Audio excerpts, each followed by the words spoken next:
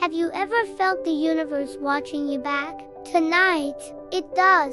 And it has a question you cannot refuse. You open your eyes, not to morning light, but to an ocean of velvet black. Stars are scattered across it like tiny, ancient embers, each one whispering its own story. You float weightless, unbound by gravity or ground. The air is cool, though there is no air at all. And then, you notice a ticking sound, faint, rhythmic, like a heartbeat.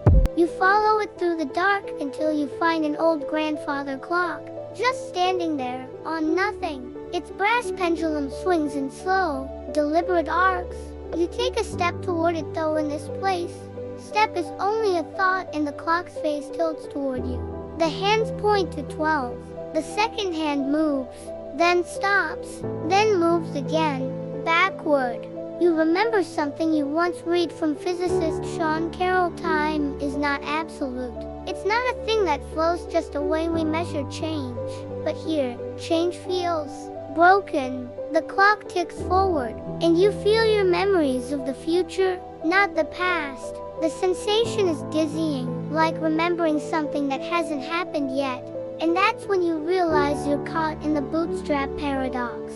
A loop where cause and effect chase each other endlessly. Imagine you write a book because you found a copy of it in the future, but the only reason it exists in the future is because you wrote it in the past. Where did the idea actually come from?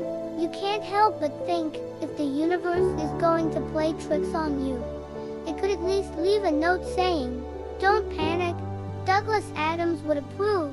The pendulum stops swinging. Everything is silent. Then across the cosmic dark a door appears, faintly glowing. It's open, it's waiting for you. But before you step through, you feel the tick of the clock inside your head. Forward, backward, or both. Which way will you go? The universe that forgot you. There's a peculiar kind of loneliness. Not the kind where you're far from home, but the kind where home no longer remembers you. You wake in your cabin, or at least, you think it's your cabin. The metal walls curve the same way. The bed is tucked neatly into the corner, and the same steady hum vibrates through the floor. But the photographs on the wall, the ones you were sure you taped there last night, are gone. No friends, no family, not even the silly picture of you holding your first telescope. The ship's AI, which usually greets you with a cheerful, "Good morning, Captain," is silent. Its voice logs show no memory of you ever boarding. Your ID badge reads simply "Unregistered passenger." And yet, your hands still remember the feel of that backward ticking clock. This is the memory erasure paradox. Physicists sometimes toy with the idea of information loss in black holes. Stephen Hawking once famously argued that anything falling past the event horizon is lost forever. Later, he revised his position, suggesting that maybe the information is scrambled, not destroyed. But what if the universe itself could lose information, selectively? What if your existence were a file in reality's archive, and someone, somewhere, just press delete? The paradox is simple. If the universe forgets you, but you still remember the universe, which one of you is correct? You wave your hand in front of the ship's camera, half expecting the lens to blink like an annoyed security guard. Nothing. For a moment, you feel like one of those awkward NPCs in a video game, wandering around, wondering if the main character will ever talk to you. You head to the observation deck. Outside, the black hole looms larger than before, its light twisted edge shimmering like liquid glass. But the stars behind it, there's something wrong. Whole constellations are missing. Or maybe, they never existed. The thought slides into your mind like cold water.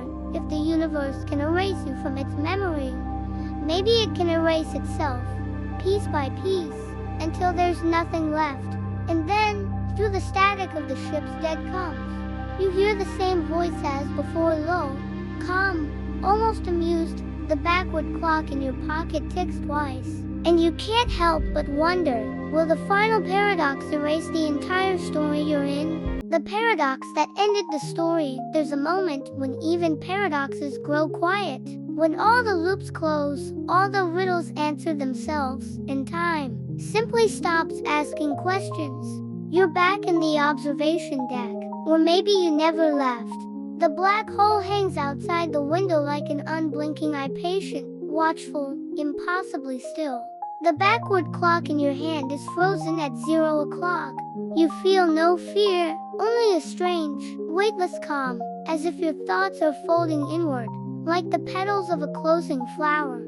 In physics, there's a concept called the final boundary condition, the idea that the universe might have a goal state it's evolving toward, not just a starting point it came from. If that's true, then the end of the universe is as real, fixed, and inevitable as its birth, and in a way, has always existed. Which means your entire journey, the black hole, the vanishing memories, the star older than time, might have been the universe's way of showing you its final snapshot. And here's the twist: if the end is already set, then maybe your presence here was written into it from the very beginning. You chuckle softly. So, I was scheduled for the end of reality.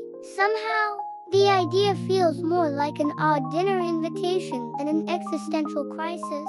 Outside, the black hole begins to change, not shrinking, not growing, but unfolding. Its darkness peels away like the layers of a flower, revealing, not light, but every moment of your life, all at once. Childhood laughter, first stargazing night, the moment you first saw the ship, the moment you'll leave it, and in that instant, you understand the loop is not between events, but between you and the universe itself.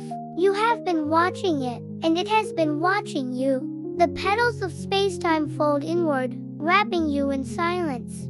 The backward clock vanishes from your hand, and the final thought before everything becomes nothing is a question you cannot unhear. If the story ends, but you still remember it, did it ever truly end?